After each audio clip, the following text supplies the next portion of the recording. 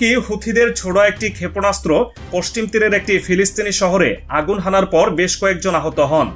যদিও হুথিরা পরে দাবি করে তাদের একমাত্র লক্ষ্য ইসরায়েলের সামরিক স্থাপনা ধ্বংস করা, ফিলিস্তিনি ভূখণ্ড নয়, কিন্তু তাতেও উত্তাপ কমেনি।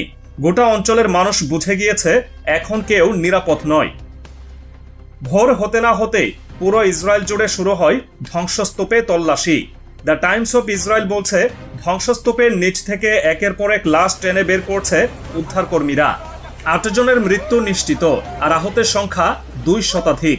এখনও অনেকে আটকা পড়ে আছে ধ্বংসপ্রাপ্ত ভবনের নিচে। সবচেয়ে বড় আঘাত হয় বাত ইয়ামে। তেল আবিবের ঠিক দক্ষিণে অবস্থিত এই শহর ছিল ইরানের মিসাইল হামলার এক প্রধান লক্ষ্য। এক রাতের ব্যবধানে যেন ভুতুরে নগরীতে পরিণত হয়েছে জনবহুল শহরটি।